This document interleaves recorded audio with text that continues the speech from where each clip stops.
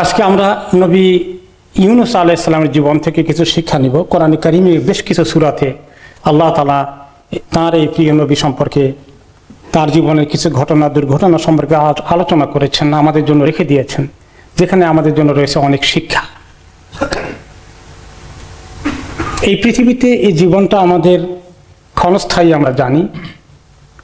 এই জীবনটা আমাদের একটা পরীক্ষার হল। সারাটা জীবনে পরীক্ষা নিরীক্ষা, ভালো মন্দ, এগুলো দিয়ে আল্লাহ তাআলা আমাদেরকে পরীক্ষা করবেন। কোনো সময় কিছু সুখ শান্তি আনন্দতে রাখবেন, আবার কোনো সময় আমরা অনেক দুঃখে কষ্টে নিপতিত হই। এবং এটাই দুনিয়া, এই জন্যই আল্লাহ তাআলা পরীক্ষা করবেন। এক তরফা ভালো দিলে তো কোনো পরীক্ষা হলো না, কিছু উঠানামা হবে, কিছু অত্যন্ত নাজুক পরিস্থিতি, বেকায়দা পড়ে যাব আমরা, কি করা তখন করণীয় কি? এই বিষয়ে নবী ইউনুস আলাইহিস সালামের জীবনে অনেকগুলো ঘটনা, যে ঘটনাগুলো ঘটেছে আমাদের জন্য শিক্ষা রয়েছে।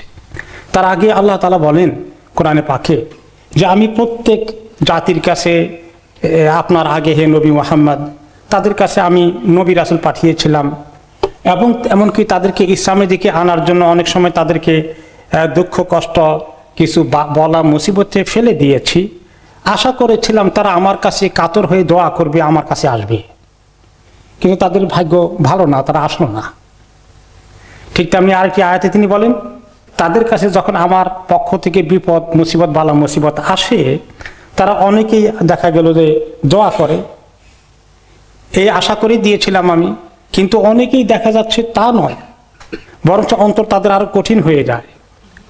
শয়তান তাদের নিজের কাজগুলোকে খুব সৌন্দর্যময় করে তুলে ধরে, নিজের কাজটাকেই সুন্দর মনে করে সবসময়, নিজের কোথায় মিস্টেক হয়েছে এবং কিভাবে কারেকশন করবে, আল্লাহ তাআলার কাছে কিভাবে আসবে, সাহায্য চাইবে, সেদিকে তারা আসতে সক্ষম হয় না। তো রাসূলুল্লাহ সাল্লাল্লাহু আলাইহি সাল্লামের কাছে আমাদের জন্য আল্লাহ তাআলা অনেক মেসেজ দিয়েছেন, তারপরেও আগের নবীদের কাহিনীগুলো কোরআনে পাকে বারে বারে এসেছে, সেগুলো থেকে আমাদের শিক্ষা নিতে।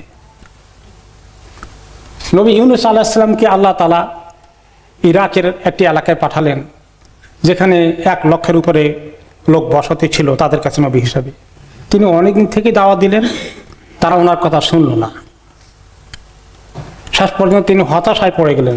হতাশ হয়ে আল্লাহ তাআলার ইঙ্গিতেই তিনি তাদেরকে 3 দিনের সর্বশেষ নোটিশ দিলেন।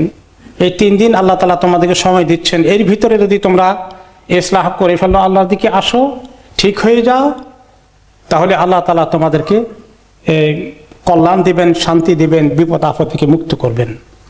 আর যদি তোমরা আল্লাহর কথা না শুনো, তাহলে 3 দিন পরে তোমাদের উপরে এমন বালা মুসিবত আসবে, আযাব গজব আসবে, যেটা তোমাদের সবাইকে নিঃশেষ করে দেবে, যেভাবে অন্য জাতিগুলোকে করা হয়েছে। তারা তাতেও কেয়ার করলো না। এখন 3 দিন পার হয়ে যাওয়ার উপক্রম। ইউনুস আলাইহিস সালাম চিন্তা করলেন এদের কপাল খারাপ। তিনি আশা করেছিলেন অন্তত পক্ষে এই চ্যালেঞ্জ ফাইনাল নোটিশ দেওয়ার পরে তারা কিছুটা হলেও এগিয়ে আসবে, তারা আসলো না। তিনি খুবই কষ্ট পেলেন, তিনি ওনার ভিতরে অনেক রাগ গোসা চলে আসলো। তিনি বললেন তোমাদের কপালে ভালো কিছু নাই, বোঝা গেছে, আমি যাই, ভাগি তোমাদের কাছ থেকে, তোমরা মুসিবতে পড়বা। তিনি একটু তাড়াহুড়া করে ফেলেছিলেন। নবীকে যাওয়ার আগে আল্লাহ তাআলার পক্ষ থেকে ইঙ্গিত আসতে হয় যে এবার আপনি যান। উনি রাগ গোসার কারণে সেটা ভুলে গেলেন এবং অপেক্ষা না করেই চলে গেলেন। এতে আল্লাহ তাআলা কাজটা পছন্দ করেননি। তো ওনার যাত্রা কিভাবে হয়ে গেল সে কাহিনীতে আমরা পরে আসছি। পরে যখন উনি চলে গেলেন, এখন 3য় দিন এসে গেছে, এখন তাদের ভিতরে কিছু বোধোদয় হলো, চেতনা হলো, সর্বনাশ। নবী তো যেটা বলছেন, যদি এই মুহূর্তে আযাব চলে আসে, মনে হয় যেন আযাবের প্রস্তুতি, দেখা যাচ্ছে আবহাওয়া কিছু খারাপের দিকে যাচ্ছে, এখনো নাজিল হয়নি কিন্তু লক্ষণ মনে হয় যেন আসছে। তারা খুব পেরেশান হয়ে গেলেন।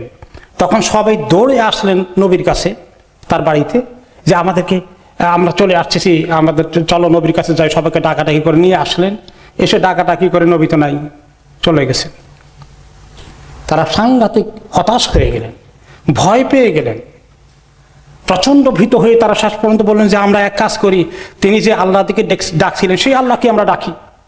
তারা প্রচন্ড ডাকাডাকি করলো। শুধু তাই নয়, তাদের ছেলে মেয়ে সবাইকে এনে নারী পুরুষ বাচ্চাগুলোকে সমানে এনে মাঠের মধ্যে রেখে গরু ছাগল হাঁস মুরগি যা আছে সবগুলোকে নিয়ে এসছে, গরু ছাগলের বাচ্চাগুলোকে মাঠ থেকে আলাদা করে ফেলেছে।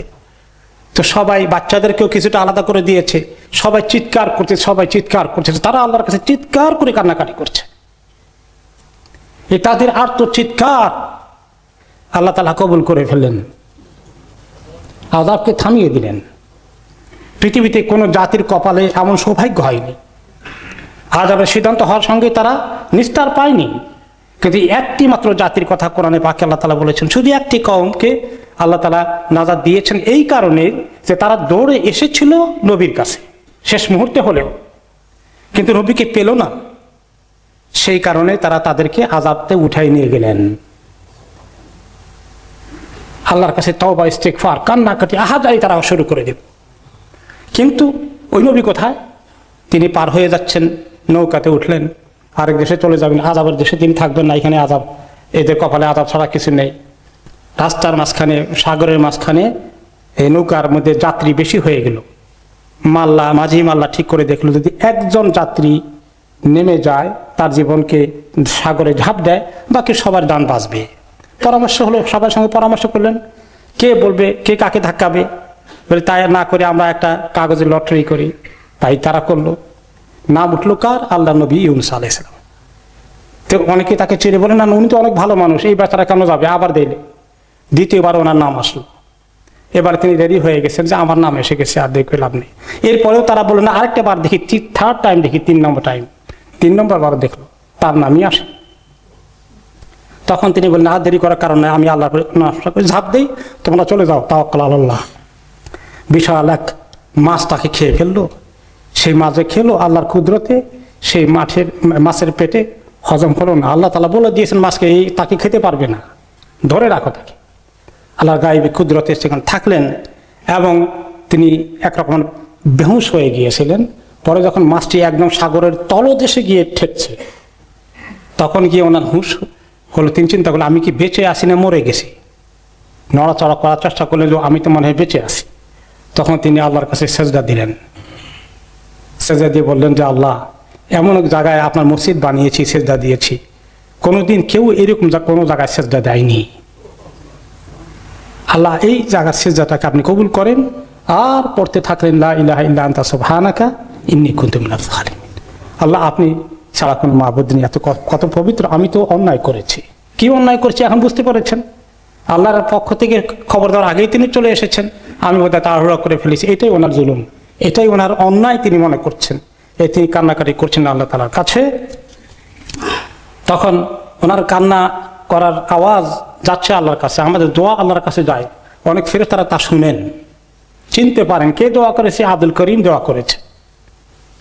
কারণ নেক বান্দাদেরকে ফেরেশতারা খুব লক্ষ্য করেন, তাদের জন্য আল্লাহর কাছে দোয়া করেন, কোরআনে পাকে এসেছে। তারা বললেন যে, আল্লাহ, এমন একটা শব্দ, এমন একটা আওয়াজ আসছে, আহাজারি আসছে, মনে হয় যেন চিনি, কিন্তু খুব দুর্বল কণ্ঠ, ভালো করে বুঝতে পারছি না। তা আল্লাহ তাআলা বলেন, চিনো না, সে তো আমার নবী ইউনূস। কি হয়েছে আল্লাহ তার? পুরো ঘটনা আল্লাহ বললেন যে, আল্লাহ, আপনি তাকে উদ্ধার করবেন না? অবশ্যই করব, কারণ সে তো আমাকে বিপদে পড়ে শুধু ডাকে নাই, বিপদে পড়ার আগেও ডাকতো, এই জন্য আমি তাকে উদ্ধার করব। তো আল্লাহ তাআলা তাকে উদ্ধার করলেন। বললেন যে, তাকে আমি উদ্ধার করে দিলাম। এভাবে আমি সব মোমেনদেরকে উদ্ধার করি, যারা বিপদে পড়ে আমাকে ডাকে, আমি তাদেরকে উদ্ধার করি। এবং আগে থেকে ডাকলে এই উদ্ধার করার কাজটা ত্বরান্বিত হয়। কিন্তু সে যদি আগে বেশি না ডাকতো আমাকে, ও আয়াতে এসেছে, সে খালি বিপদে পড়েই ডাকছে, তাহলে হয়তো বা কিয়ামত পর্যন্তই ওই মাছের পেটে তাকে থাকতে হতো। যেহেতু সে আগে থেকেই আমার ইবাদত করতো, আমাকে ডাকতো, তাসবিহ করতো, দিন রাত আমার ধ্যানে খেয়ালে থাকতো, সেই জন্য আমি তাকে এখন উদ্ধার করব। তো আল্লাহ তাআলা তাকে উদ্ধার করলেন। তাহলে এখানে আমরা দেখলাম যে দুইজনেরই, দুই গ্রুপের, নবী ইউনূস আলাইহিস সালামের কিছু মিস্টেক হয়েছে, সেটাকে আল্লাহ তাকে উদ্ধার করলেন। আর যে কওম তারা অনেক গুনায় লিপ্ত ছিল, তাদেরকে আল্লাহ দুনিয়ার আযাব থেকে তাৎক্ষণিকভাবে রেহাই দিলেন। পরবর্তী পর্যায়ে আল্লাহ বলেছেন, তারপরে দুনিয়া থাকবে কিছুদিন, এখন তারা জান্নাতের আমল করে আসবে না জাহান্নামের আমল করে আসবে, সে সুযোগ আমি তাদেরকে দেব।